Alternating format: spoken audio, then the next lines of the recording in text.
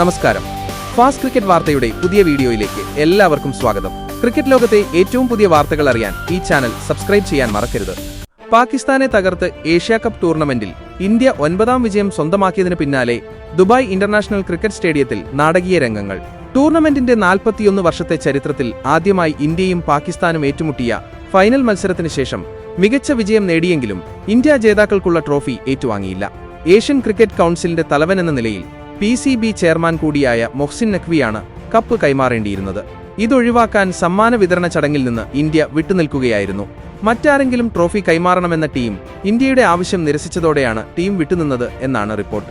ചടങ്ങിൽ നിന്നും വിട്ടുനിന്ന നടപടി വിശദീകരിച്ച ഇന്ത്യൻ നായകൻ സൂര്യകുമാർ യാദവ് യഥാർത്ഥ ട്രോഫി സഹതാരങ്ങളും സപ്പോർട്ടിംഗ് സ്റ്റാഫുമാണെന്ന് പ്രതികരിച്ചു. മാച്ച് ഫീ ഇന്ത്യൻ സേനയ്ക്ക് നൽകുമെന്നും സൂര്യകുമാർ യാദവ് വ്യക്തമാക്കി. ചാമ്പ്യന്മാരായ ടീമിന് ട്രോഫി നിഷേധിക്കപ്പെട്ടു. ക്രിക്കറ്റ് ചരിത്രത്തിൽ ഇതുവരെ കണ്ടിട്ടില്ലാത്ത ഒന്നാണിത്. അത് കഠിനാധ്വാനം ചെയ്താണ് തങ്ങൾ കിരീടം നേടിയത്. അത് എളുപ്പമായിരുന്നില്ല. തുടർച്ചയായ ദിവസങ്ങളിൽ പോലും കളിക്കേണ്ടി വന്നു. കിരീടം ഞങ്ങൾക്ക് അർഹതപ്പെട്ടതാണത്. കൂടുതലൊന്നും പറയാൻ ആഗ്രഹിക്കുന്നില്ല. കളിക്കാരും സപ്പോർട്ടിംഗ് സ്റ്റാഫുമാണ് യഥാർത്ഥ ട്രോഫികൾ. ടൂർണമെന്റിൽ ഞാൻ അവരുടെ ആരാധകനാണ്, സൂര്യകുമാർ യാദവ് പറഞ്ഞു. മത്സരശേഷം ട്രോഫി സമ്മാനിക്കുന്ന ചടങ്ങ് തുടങ്ങാൻ 1 മണിക്കൂറിൽ ഏറെ വൈകിയിരുന്നു. എന്നാൽ ചടങ്ങ് ആരംഭിച്ചപ്പോൾ മെഡലുകൾ സ്വീകരിക്കാനോ ട്രോഫി ഏറ്റുവാങ്ങാനോ ടീം അംഗങ്ങൾ വിട്ടുനിൽക്കുകയായിരുന്നു. അത്യന്തം ആവേശകരമായ പോരാട്ടത്തിനൊടുവിലായിരുന്നു ഏഷ്യാ കപ്പിൽ ഇന്ത്യ മുത്തമിട്ടത്. അവസാന ഓവറിലായിരുന്നു ഇന്ത്യയുടെ വിജയം.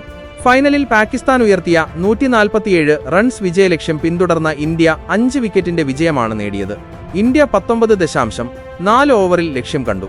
തിലക് വർമ്മയുടെ തകർപ്പൻ ബാറ്റിംഗ് ആണ് ഇന്ത്യക്ക് വിജയം സമ്മാനിച്ചത്. തുടക്കത്തിൽ അഭിഷേക് വർമ്മയെയും ശുഭ്മാൻ ഗില്ലിനെയും സൂര്യകുമാർ യാദവിനെയും നഷ്ടപ്പെട്ട ഇന്ത്യ പതറിയെങ്കിലും ടീമിനെ ജയിപ്പിക്കുമെന്ന ഉറച്ച വിശ്വാസത്തോടെയാണ് തിലക് വർമ്മ ക്രീസിലെത്തിയത്.